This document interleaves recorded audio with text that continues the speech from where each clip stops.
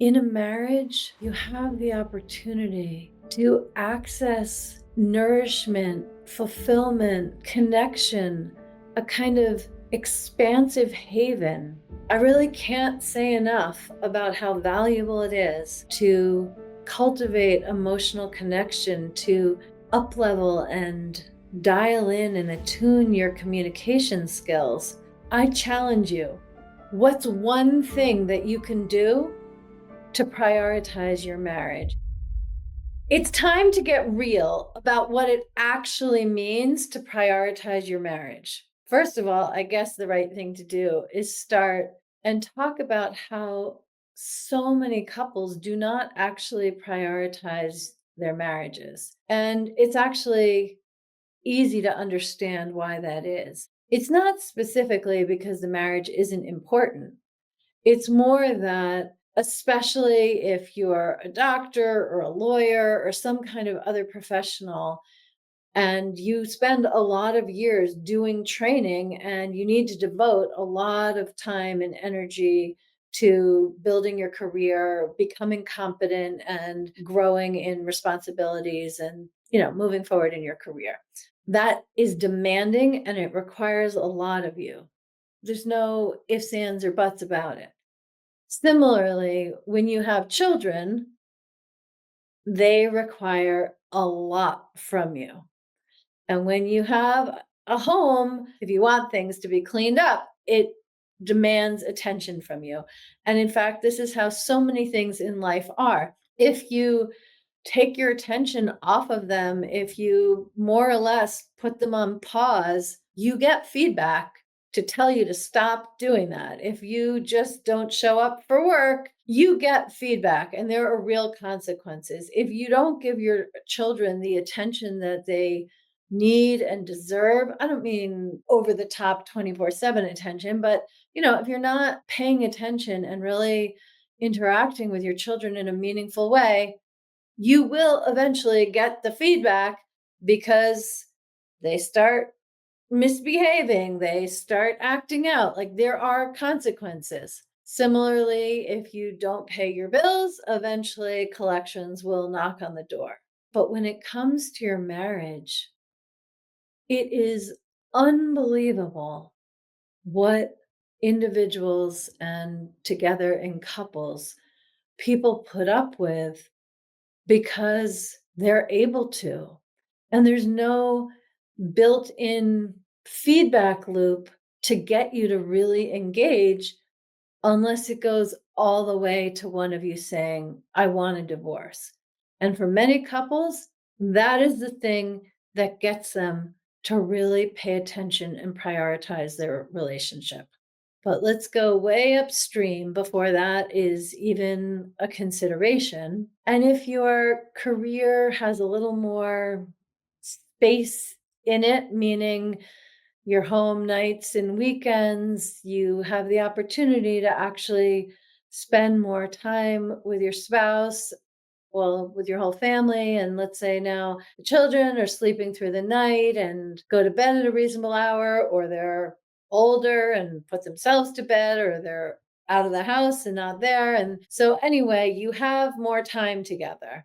No matter what stage of life you're in, you have more time that you can spend with one another. And so you choose to do fun activities, go out to date nights where you have dinner and a movie or chill at home, whatever it is.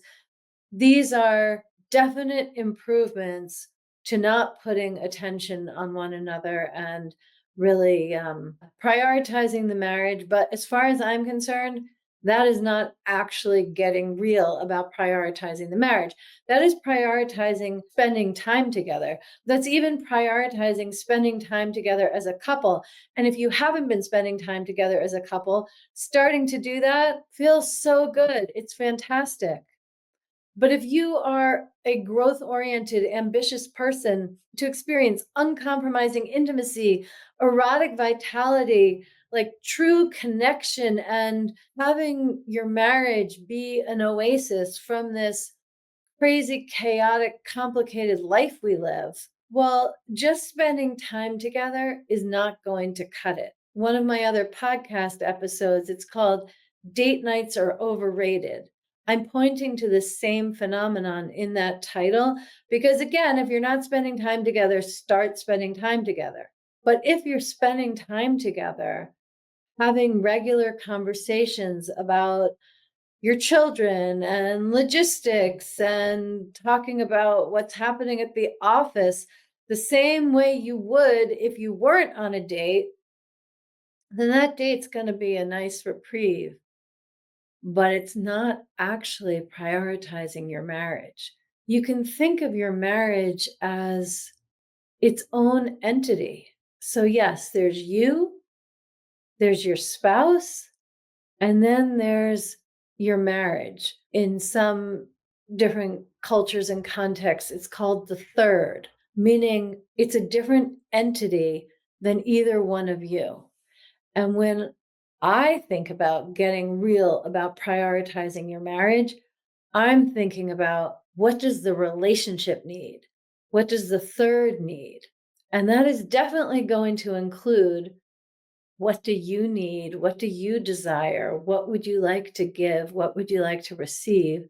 And the same for your spouse. But it's a whole other thing to really look at what is the relationship need to flourish and thrive? And my answer for you is that yes, you need time together as a couple, but that is only the beginning. You need time together as a couple, and you need a way that you both feel good about to really grow, to be able to bring your evolving individual self into the relationship in a way that nourishes it and brings you closer together. And one of the main ways to do that is to cultivate emotional intimacy, to deepen the quality and flavors of your emotional connection. And by the way, if you're not sure how to do that, the Aligned and Hot Marriage program is really exactly what you're looking for. It is my online program where, in a very simple, step by step, positive, forward looking way, I provide education and tools that will, if you go through it and you watch the videos and you do the fun exercises, you will cultivate emotional intimacy. No matter how connected and emotionally bonded you currently feel, no matter how well seen by one another you currently feel, when you go through the Aligned and Hot Marriage program, that will amplify and expand in the most wonderful ways. And as someone who listens to my podcast, I definitely want to encourage you to do this. So you can go to alignedhotmarriage.com and use the coupon code podcast99 for $300 off a $399 program. So the link will be in the show notes. I really can't say enough about how valuable it is to cultivate emotional connection, to uplevel and dial in and attune your communication skills. And that is exactly what the Aligned and Hot Marriage program will teach you to do. Now, for about 75, maybe 80% of the couples that I coach and that have gone through the Aligned and Hot Marriage program. So I'm not making broad generalizations about the population at large. I'm talking about anecdotal evidence from the couples that I have experience with, direct experience with, that about at least 75% of the time, when a couple really is intentional and consistent about cultivating emotional intimacy, learning to ask curious questions, open ended questions, and listen generously. How to modulate your tone for a much better result when communication has been challenging. How to share vulnerably in a way that feels just so good for both of you. Again, when about 75% of my clients learn these communication skills, that is the ultimate lubricant to transition into rich sensual connection and erotic intimacy, sexual fulfillment. If that doesn't happen naturally and you want to get real about prioritizing your marriage, then it is time to figure out the best way for you and your partner to really focus on the flavors and qualities of how your bodies blend and how you feel about doing that and how you feel during that. Because in a marriage, you have the opportunity to access nourishment, fulfillment, connection, a kind of expansive haven. And if that's not happening in your marriage, well, definitely check out the Aligned and Hot Marriage program and or contact me directly about private relationship and intimacy coaching, because my vision for what is possible for a couple that is genuinely motivated to improve their relationship, my vision for you, it's extraordinary and it is doable. Having a fantastic relationship is a learnable skill, but the first step is genuinely prioritizing the marriage, which is exactly why I'm talking about this today. Now, I will say that often in a couple, one person is all in about prioritizing the marriage, ready to do it, and the other person is more hesitant.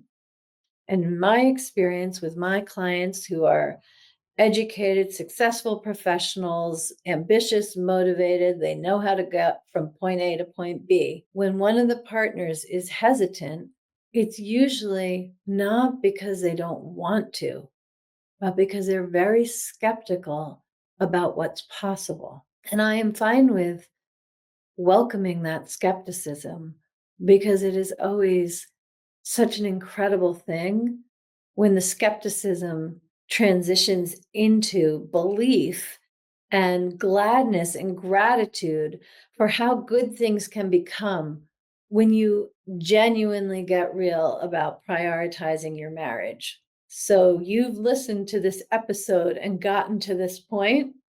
I challenge you.